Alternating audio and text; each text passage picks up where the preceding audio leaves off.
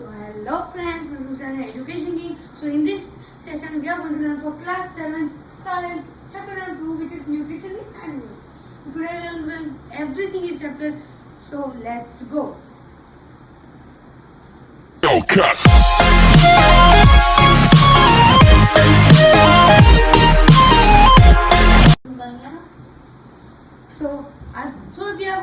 I have noted in workbook notes in my notebook. So as you can see here a page, you can also note it.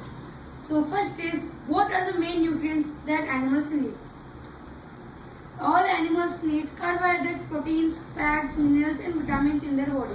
As you know, all living organisms need carbohydrates, protein, fats, minerals and vitamins also, which are very important for our body like digestion and everything. So our second question is, how do the following animals feed? So as you know that we eat with our mouth. So there are several animals, how do they eat? So first is hummingbird. So hummingbird can't chew or eat. So it will sucks nectar from the flower. As hummingbird has a big nose, so it can suck nectar from a flower. Second is python. As you know, python can't eat. They do not have any teeth. So what do they do? They swallow small animals alive. They do not eat dead animals. They swallow small animals which are alive. Next is, for each of the following statements about amphibia. So state true or false. First is, it has 2 or more cells. No, amphibia is a single cell. It is false. It has only 1 cell. Next is, it can only see under microscope. Yes, amphibia can only see under microscope. True. It can be only seen in microscope. If feeds on plant foods, no, it does not feed in plant food. So it is false. Next is, it has no nucleus. No, it has a nucleus. So next is, it can live inside other animals. No, it can't live in another animals. They are found in ponds and lakes. So next question is, take the correct answer. So the saliva mixes with the food in buccal cavity. As you know, buccal cavity is in our mouth. So inside here there is saliva. So they told that where do saliva mixes? Saliva mixes with buccal cavity. Next is, the digestion of process takes place in.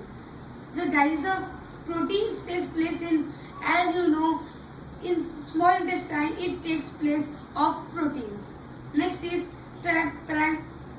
pancreatic juices mixes with the food. Where the pancreatic juices mixes. As you know, the little bit up of small intestine is pancreatic.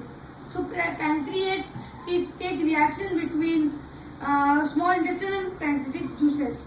So it also is pancreatic juices mixes with the food in small intestine. Next is, bile juice is secreted by liver. Water in food is absorbed mostly by esophagus. As you know, there is a food pipe this is also known as esophagus. So water in food is absorbed. It is absorbed in food pipe. Water in food is absorbed mostly by esophagus. Next is, match the following. What is incisors? Incisors are in mouth. What are hydrochloric acid? Hydrochloric acid is in our stomach, which helps for digestion. Next is villi. Villi is found in small intestine in a shape of a finger. Next is bile. Bile is in liver. Next is rectum. Rectum is found in large intestine. Name the organs that secrete digestive juices. As I told, pancreatic juices, there are salivary glands, pancreatic and liver, etc. stomach. Next is, answer the following on the breakdown during digestion. So how do breakdown each food happens? Fats are broken into fatty acids. with the help of bile, which is in our uh, liver. Yeah.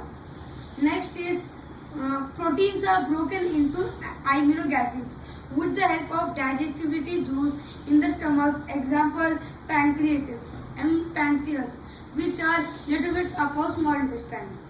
Next is carbohydrates are broken into glucose with the help of saliva and pancreatic juices. Next are how are cows able to digest cellulose, which humans are not. So first of all, what is cellulose? Cellulose is a substance which can't be digested by humans. Why it can't be digested by humans and why it can be digested by cows? So it can be digested by cows because there is a bacteria between. First I will learn the answer, then I will explain you. Ruminants have a large sac-like structure which is cecum between a small intestine and large intestine, which has a bacteria that can digest cellulose.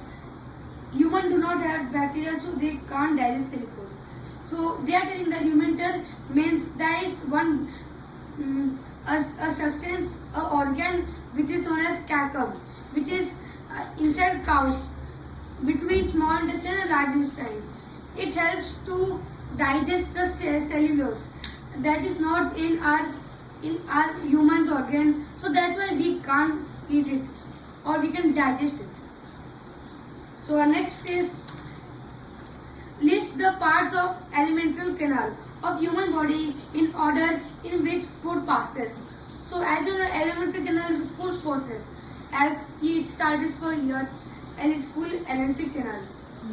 So first is buccal cavity, then esophagus, then stomach, then small intestine, then large intestine, then the rectum, and the last is anus.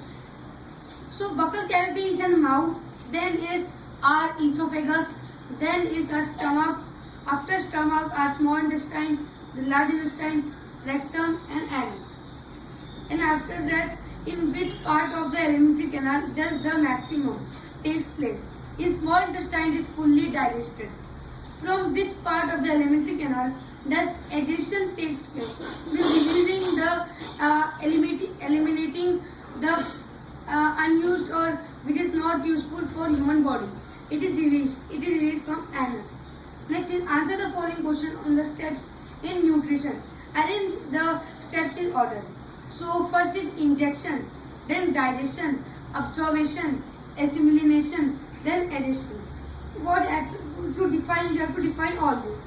So I will tell you. What is injection? Injection is taking in food. Then digestion means injection is a process by taking food in the body. What is digestion? Digestion is the process by which breaking down the food into the form which is used by the body. Means when we eat the food, digestion helps to make the food what the body needs. Then absorption. Absorption is the process by which we have to take in after digestion. Next is assimilation. Assimilation is the process by which nutrients are available. When nutrients are fully available. Then addiction. What is addition? Addition is the process of eliminating products that the body does not need. So what are useful that will be in a stomach or in a body, then the useful things that are ejected or eliminated. Okay, so last is why do the milk teeth fall out when a child is 6 to 8 years? The first teeth is called body teeth or milk teeth. But between 6 to 8 years, this is because they are pushed out by the permanent teeth that are growing out before the age. The jaws of children are not large enough. So they ask that why do the milk teeth fall out when a child is 6 to 8 years? As you know, when you're 6 to 8 years, your teeth will be broken or there are milk teeth. So after that, why are they broken? They have asked. When they are 6 to 8 years. When they are 6 to 8 years, they are pushed by the permanent teeth, which are being growing. So when they have been growing, they remove the milk teeth, they push it, and they come after 2 to 3 months. Okay, this was the session. So if you like this video, please like, subscribe, and please like our Education King and subscribe also. So meet you next video. Please wash your hands and wear mask when you grow. Bye bye. Meet you next video.